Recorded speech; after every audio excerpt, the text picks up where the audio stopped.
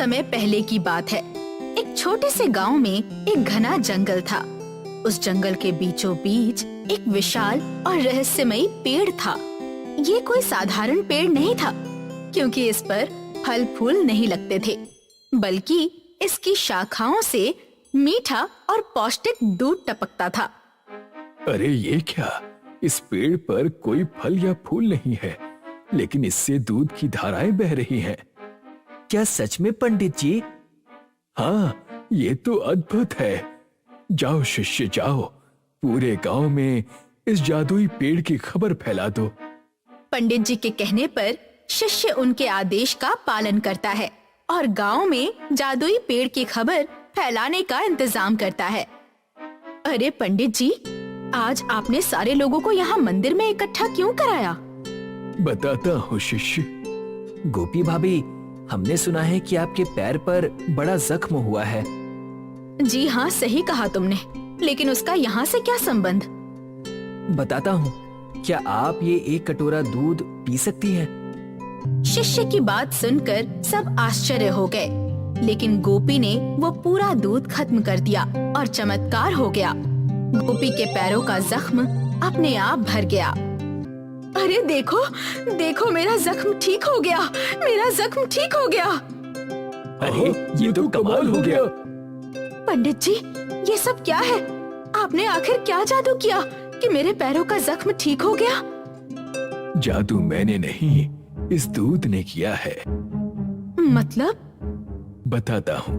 दरअसल मुझे पिछले हफ्ते एक जादुई पेड़ के बारे में पता चला, जो कि हमारे गांव के जंगल में मौजूद है।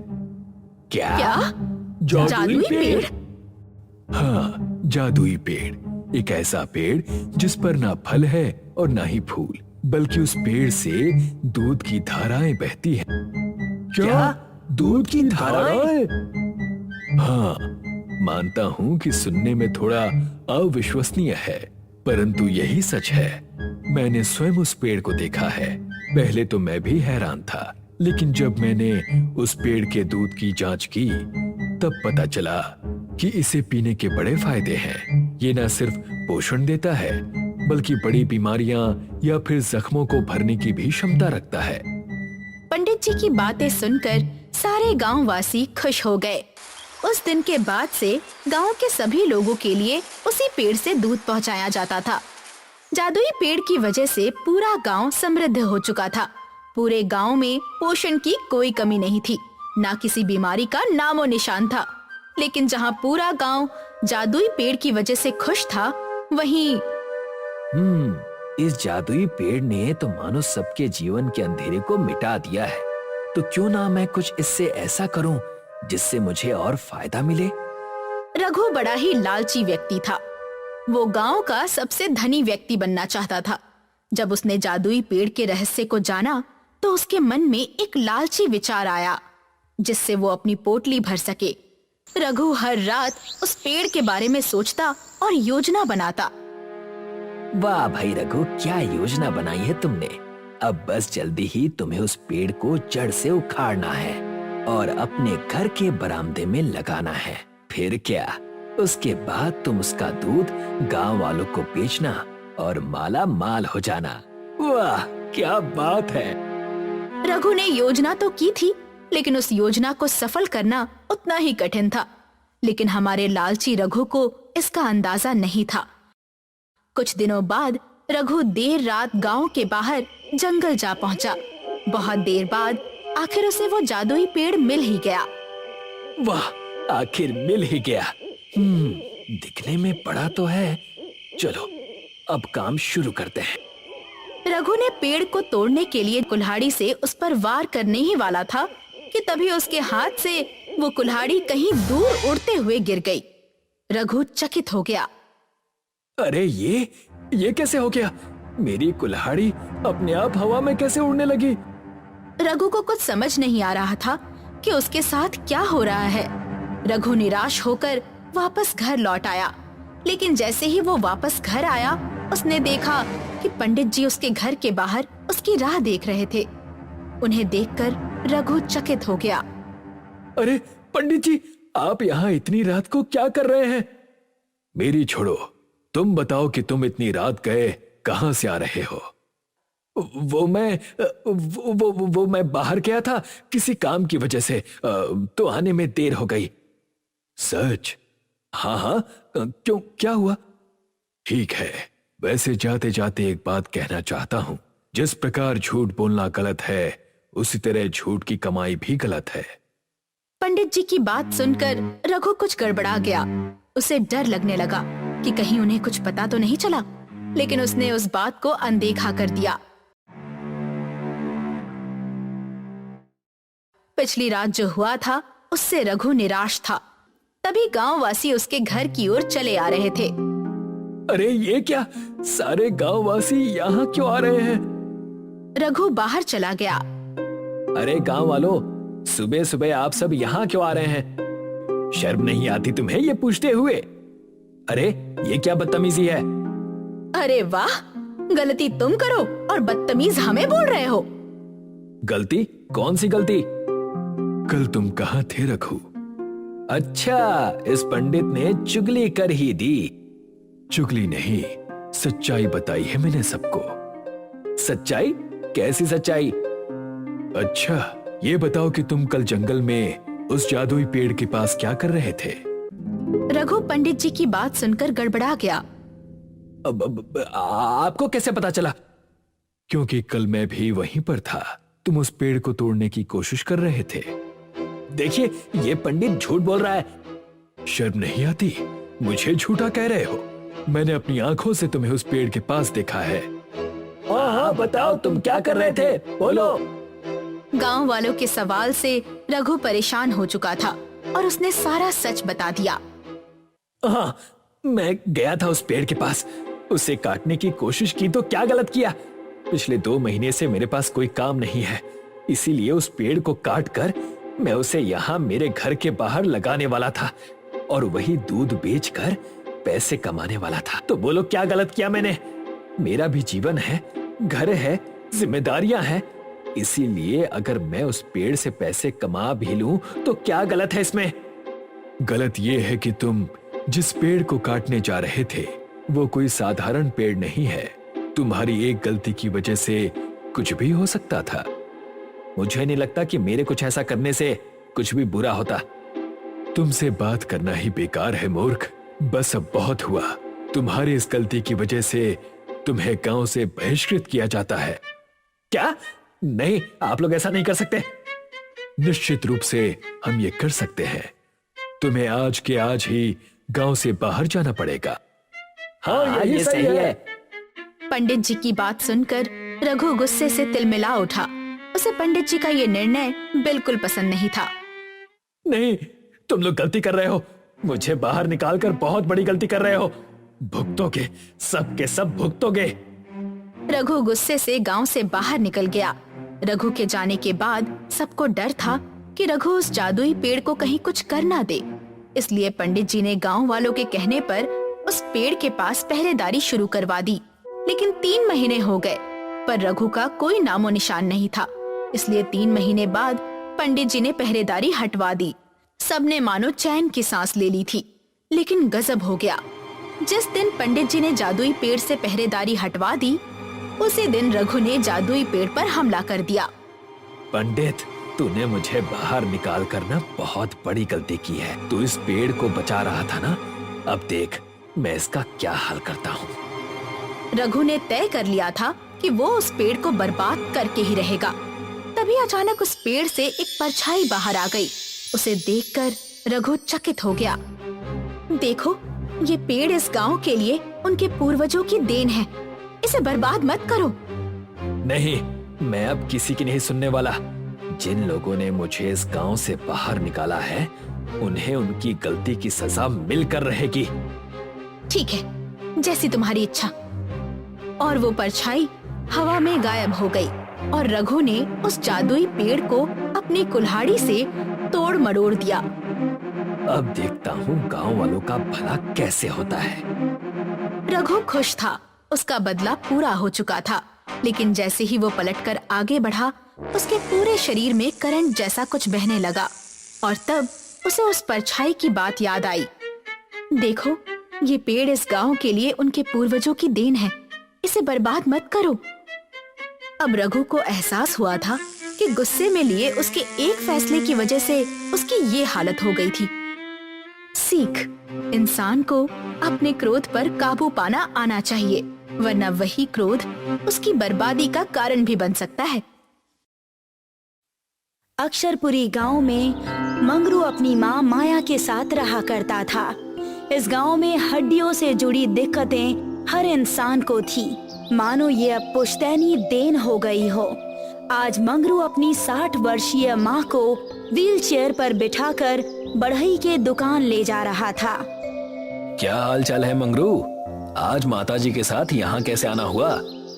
वो भैया, आपने ये जो व्हीलचेयर हमें दी है ना, ये कुछ ठीक नहीं है। अभी महीना भर भी नहीं हुआ इसे बनवा के और ये फिर खराब हो गई।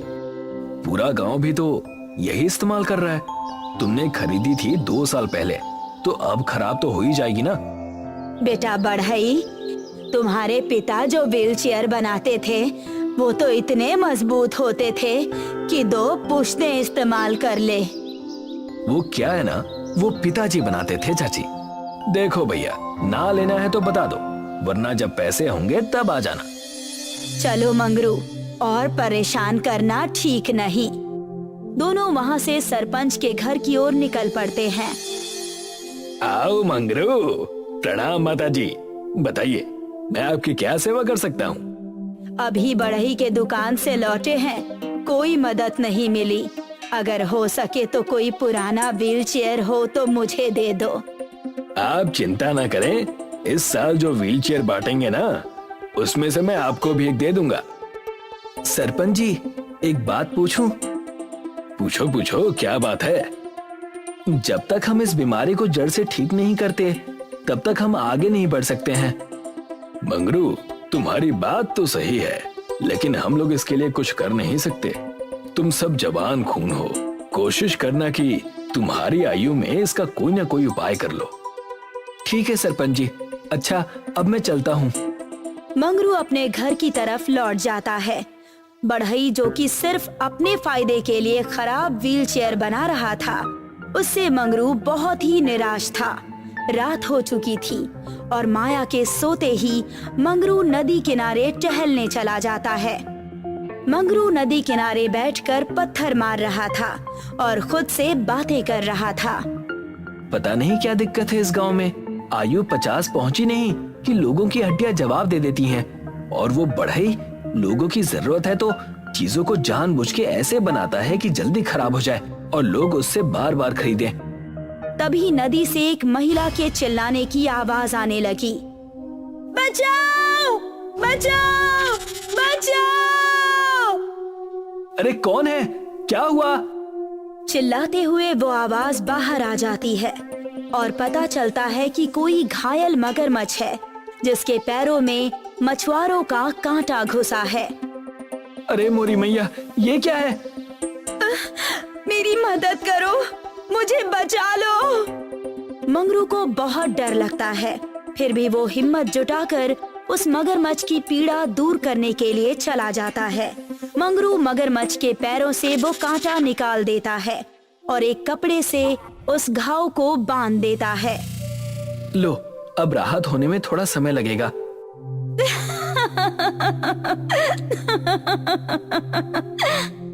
तभी वो मगरमच्छ एक सुंदर जल कन्या के रूप में परिवर्तित हो गई और मंगरू से मुस्कुराकर कहने लगी, मैं एक जल कन्या हूँ।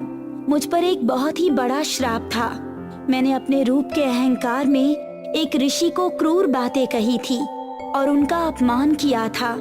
तब से उन्होंने मुझे श्राप दिया था कि मेरा भयानक मगरमच्छ जैसा चेहरा हो जाएगा और कोई बहुत ही साहसी और नेक इंसान होगा जो कि इस रूप को देखकर भी मेरी मदद करेगा। तब मैं श्राप मुक्त हो पाऊंगी। साहस, धीरज, शील सब है तुम में। इन सब गुणों से खुश होकर मैं तुम्हें एक इच्छा मांगने का अवसर देती हूँ। मैं अपने लिए कुछ नहीं चाहता देवी, पर आप यदि चाहें तो इस गांव में जो रोग लगा है हड्डियों का, वो हर ले तो अच्छा रहेगा। स्वार्थ रहित भी हो, ठीक है, तथास्तु, तुम्हारे घर के पास एक कुआं आ जाएगा। उस कुएं में केवल दूध से बनी चीजें तुम अपनी इच्छा से निकाल सकते हो। पर उससे गांव की मदद कैसे होगी देवी? दूध पहले से ही हड्डियों के लिए फायदेमंद है, मगर ये दिव्य दूध, चाहे इसे पियो या इसके इर्द गिर्द भी रहो, तो वो सारी दिक्कतें जड़ से खत्म कर देगा। ध्यान रहे मंगरू, ये तुम्हारे गुण देखकर मैंने तुम्हें दिया है। इसका इस्तेमाल केवल तुम्हारी इच्छा से ही हो सकता है। अब मैं विदा लेती हूँ, कल्याण हो। मंगरू बड़ी ही खुशी से अपने घर पहुँचा और पाया कि वहाँ पर एक कुआं है और उसमें सफेद दूध है। जय हो देवी की। अगले दिन मंगरू पंचायत बुलाता है और सभी मंगरू के घर के बाहर खड़े रहते हैं। वहाँ गांव के लोगों के साथ सरपंच, बढ़ई और सोमनाथ मिस्त्री भी मौजूद था। आप सभी का स्वागत है। मैंने आपको एक विशेष कारण से बुलाया है। सुनने में तो बहुत ही विशेष लगता है, पर आखिर बात क्या है? जिस हिसाब से बता रहे थे उतनी ही विशेष बात हो तो अच्छा होगा। अपना कीमती समय यहाँ जो दे रहा हूँ। हाँ भाई, बिल्कुल विशेष है। ये जो कुआं देख रहे हो ना, एक जलकन्या ने गांव की परिस्थिति को समझकर ये दूध का कुआं दिया है। यह मेरी इच्छा से जो भी दूध के पदार्थ मैं इस कुएं से निकालूं, उसके इर्द गिर्द रहकर पूरे गांव की हड्डियां ठीक हो जाएंगी और ये पुश्तैनी बीमारी गायब हो जाएगी। मजाक है क्या? यही विशेष बात थी जिसके लिए बुलाया था हमें। मैं जानता हूँ कि यह वरदान और श्राप की बातें मानना मुश्किल है। आप लोग खुद उस कुएं के दूध से दूध को चख कर देख लीजिए। मंगरू की बात सुनकर सभी गांव वालों ने कुएं में झांक कर देखा और पाया कि सही में उस कुएं में दूध है। सब चकित रह गए। फिर मंगरू ने बाल्टी से दूध निकालकर सबको दूध पिलाया। मेरी उम्र भी अब उस रेखा को पार करने वाली थी जहां मेरी हड्डियां जवाब दे दें, पर इस दूध को पीते ही थोड़ा असर जरूर महसूस हुआ। हाँ प्रधान जी, आप बिल्कुल सही कह रहे हैं। अगर हम मंगरू की बात मान लें तो हमें इस पुश्तैनी बीमारी से छुटकारा मिल जाएगा। हाँ सोमनाथ, और मैंने इसीलिए तुम्हें बुलाया है। मैं चाहता हूँ कि हम सब मिलकर हर घर को इस दूध से बने हुए पनीर से बनाएं। मेरी इच्छा से ये पनीर के रूप में बाहर आएगा और ठोस हो जाएगा। ठीक है मंगरू। सभी बड़े खुश थे और अगले ही दिन सब मिलकर घर में पनीर बनाने लगे। मानो गांव में खुशी की एक नई लहर आई हो। मानो गांव के लोगों में एकता का जन्म हुआ हो।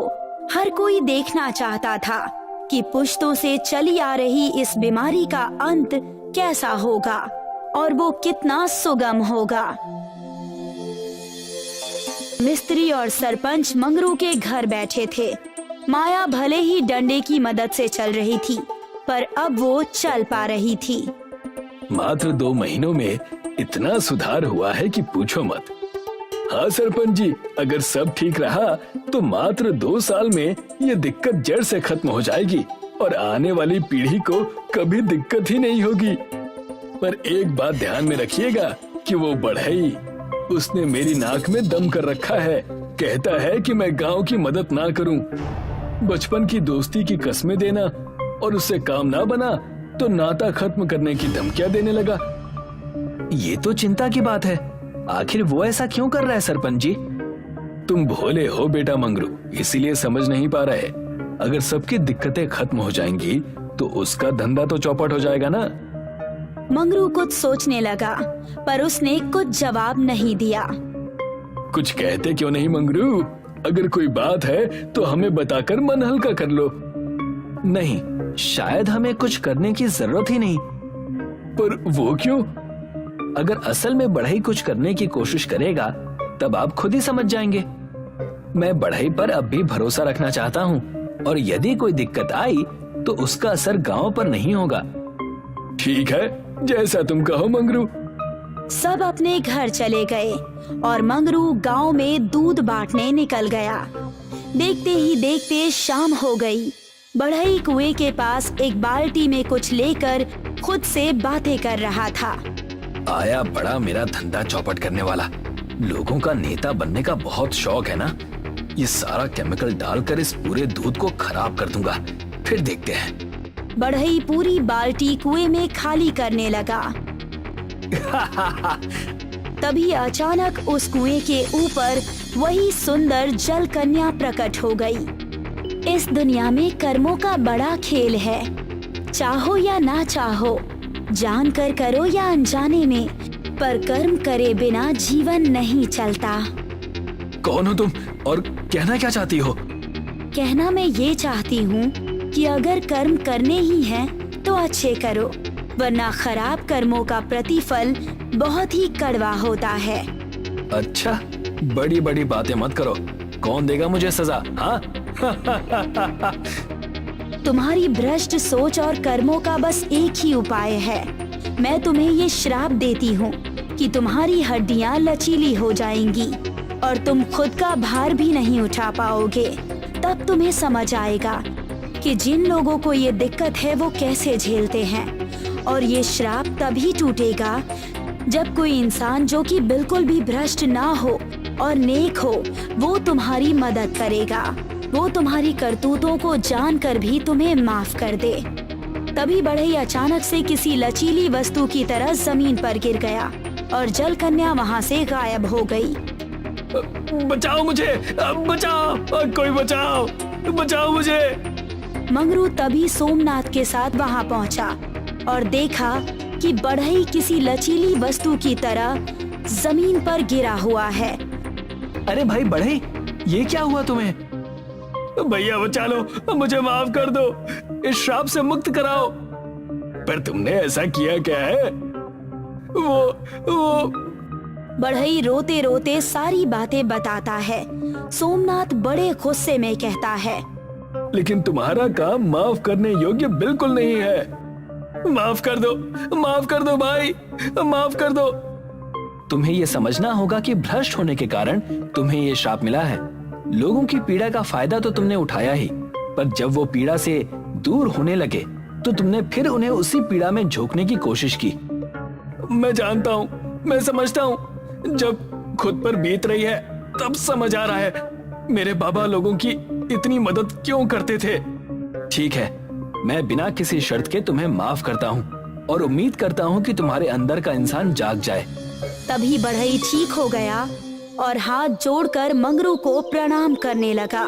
इस घटना के कुछ ही सालों बाद गांव की ये पुश्तैनी बीमारी बिल्कुल ठीक हो गई।